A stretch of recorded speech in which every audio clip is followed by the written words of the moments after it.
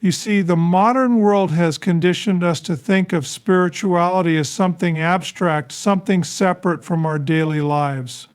We're told that the material world is neutral, that objects are just objects. But history, scripture, and even psychology suggest otherwise. The things we bring into our homes, what we surround ourselves with, have an influence far deeper than we often realize.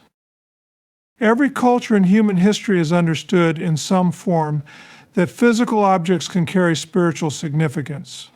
In the Christian tradition, we see this with items like anointing oil, the cross, and even the Ark of the Covenant in the Old Testament. These things weren't just symbolic, they carried real power, but if holy objects can influence a space positively, then logically the opposite must also be true.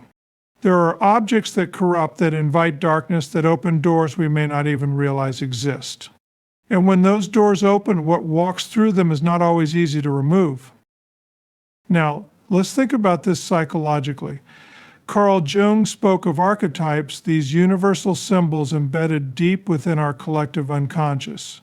They shape the way we interpret reality, often without our conscious awareness.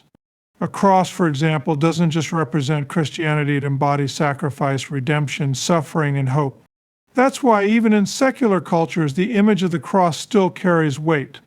The same principle applies to objects with occult or demonic origins.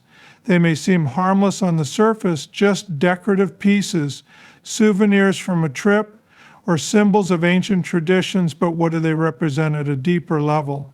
What psychological and spiritual weight do they carry? Consider something like a dream catcher.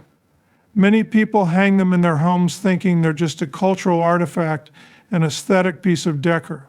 But in reality, the dream catcher has its roots in Native American spiritual practices meant to filter dreams, acting as a mediator between the spiritual realm and the individual. Whether you believe in its power or not, by bringing it into your home, you're acknowledging and participating in the spiritual system it originates from, that has consequences. Because here's the thing, spiritual realities don't depend on your belief in them. You can say fire isn't hot, but touch it, and you'll still get burned. This is where people get confused. They think, well, I don't believe in this stuff, so it doesn't affect me. But that's an assumption rooted in materialist thinking, the idea that only what we consciously believe or acknowledge has any real impact. But we don't apply that logic anywhere else. If you expose yourself to toxic people, even if you don't believe in their toxicity, you'll still feel its effects. If you listen to destructive music, even if you claim the lyrics mean nothing to you, over time your mindset will shift. Objects work the same way. They shape the environment, the atmosphere of a home, influencing your thoughts, your emotions, and yes, even your spiritual state. Now, let's take this a step further. Some objects don't just represent spiritual realities, they have been actively used in occult rituals. This is where things become much more dangerous. In the Old Testament, God repeatedly warned his people to destroy items linked to pagan worship. He didn't say store them away or ignore them, he said destroy them. Because these weren't just cultural artifacts, they were conduits. The spiritual world is legalistic. When an object has been dedicated to a purpose, whether holy or unholy, it carries that purpose with it.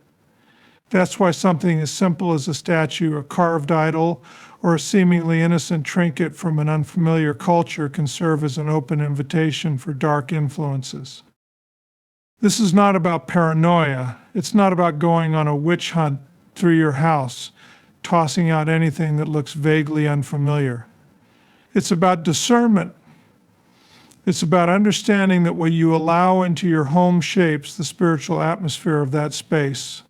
Your home should be a place of peace, a place of clarity, a place where God's presence is welcomed. If there are objects that contradict that, objects that invite confusion, anxiety, or oppression, why hold on to them? The first step is awareness. The second step is action. If something in your home has a questionable origin, or if you feel a strange heaviness whenever you're around it, don't ignore that instinct. There's a reason you're unsettled. And when in doubt, remember this: nothing is worth compromising your peace. If it doesn't align with truth, if it doesn't bring light into your life, then maybe, just maybe, it doesn't belong in your home at all. There's something deeply fascinating about symbols. We tend to think of them as mere representations, artistic expressions without inherent power. But symbols shape perception. They tap into something primal, something embedded in the human psyche that operates beneath the level of conscious awareness. And that's precisely why they matter. Throughout history, cultures have understood this. Ancient civilizations didn't just create symbols arbitrarily, they believed these symbols connected them to higher realities, to unseen forces. In Christianity, we see this in the cross and the fish symbol and in the use of the menorah in Jewish tradition. These aren't just decorative emblems, they communicate meaning, they establish identity, and they reinforce belief. But if symbols can be used to connect people to truth, then the inverse is also true. Symbols can be used to manipulate, to deceive, to corrupt. And that is where we run into danger. Many people bring objects into their homes without understanding the history behind them.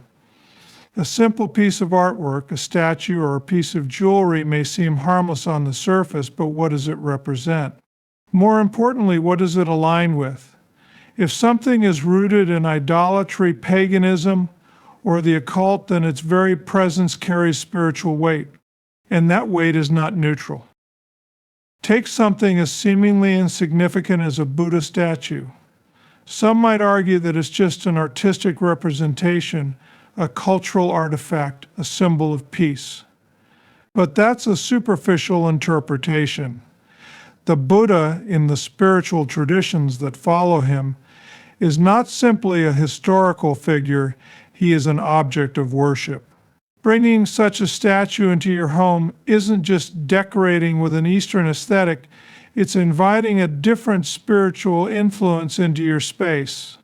Now, does that mean you're automatically subscribing to Buddhist teachings? No, but that's not the point. The point is that these objects were designed with a purpose.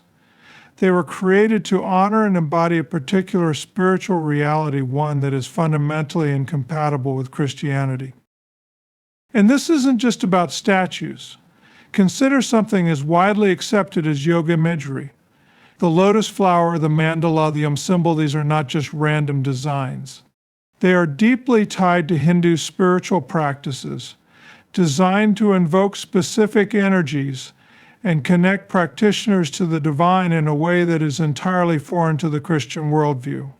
Again, it's not about whether you personally believe in the power of these symbols. It's about understanding what they were designed for, what they represent, and whether you want to bring that influence into your home. Psychologically, we underestimate how much symbols shape our thinking. Carl Jung wrote extensively about this, how images and symbols operate on an unconscious level, bypassing rational thought and speaking directly to the deeper structures of the mind. This is why brands spend millions crafting logos that evoke emotion. It's why national flags inspire patriotism. It's why religious symbols carry such weight. The mind, whether we admit it or not, is deeply sensitive to imagery. And if we fail to recognize that, we leave ourselves vulnerable to being shaped by forces we don't fully understand. Now, idolatry isn't just about statues and symbols, it's about anything that takes a place in our lives that belongs to God. And this is where things become personal. Ask yourself, what do you give your attention to? What do you allow to influence your thinking, your mood, your desires? Because idolatry in the modern world has become far more subtle than it was in ancient times.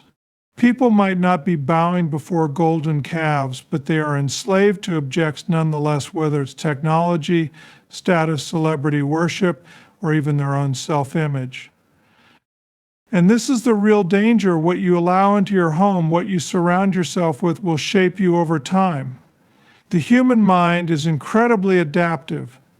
If you surround yourself with things that carry dark or deceptive symbolism, you begin to normalize them. you become desensitized, and once you are desensitized, discernment becomes compromised. You stop questioning. You stop filtering. And before you know it, things that once would have disturbed you no longer seem like a big deal.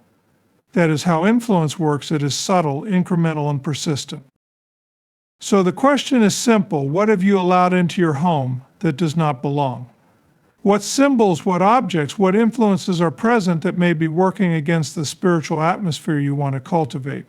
It takes a moment of honesty to assess this, and it takes courage to remove things that might be aesthetically appealing or culturally popular but ultimately misaligned with truth. There's an unsettling reality that most people don't want to acknowledge. Objects carry history. They carry meaning. And in some cases, they carry intention. We live in a world that constantly pushes the idea that everything is neutral, that an object is just an object, that meaning is subjective, something we impose onto things rather than something inherent within them. But this assumption doesn't hold up to scrutiny. Even from a purely psychological perspective, we know that objects can hold deep emotional and symbolic significance. A wedding ring is not just a piece of metal. A childhood home is not just a structure of wood and brick. A nation's flag is not just a piece of fabric. These things matter because they are embedded with meaning, personal, historical, even spiritual. Now, if objects can carry positive meaning, if they can be infused with purpose and memory that shapes people's lives in profound ways, then it follows that the inverse must also be true. There are objects that carry darkness, objects that have been created, used, or dedicated for destructive purposes. And what most people fail to realize is that these objects don't lose their meaning just because the person holding them is unaware of their past. Take, for instance, ritual-used objects. These could be things like voodoo dolls, charms, or talismans, items specifically crafted for occult or spiritual rituals. When someone performs a ritual, they are not simply engaging in an empty tradition. They are making an invocation, attempting to connect with and channel spiritual forces. And when an object is used in such a way, it becomes a conduit, an anchor point for that invocation. It has been set apart for a purpose, and that purpose does not simply vanish because someone later buys it at an antique shop or receives it as a gift. This is where people make a critical mistake. They assume that ignorance is a shield, that if they don't personally believe in something, then it can't affect them. But this is not how reality works. A poisoned meal does not become safe to eat just because the person consuming it is unaware of the poison. The nature of a thing is not determined by the perception of the observer. It exists independently. Historically, cultures have understood this. In the Old Testament, God repeatedly warned his people against taking possession of objects associated with pagan. If there's one thing to take away from this, it's that what you allow into your life, into your home, matters. Objects are not just physical things, they carry meaning, history, and in some cases, spiritual weight. You wouldn't willingly bring something toxic into your body, so why bring something spiritually toxic into your home? This isn't about superstition. It's about discernment. It's about recognizing that some things are created and used for purposes that stand in direct opposition to truth.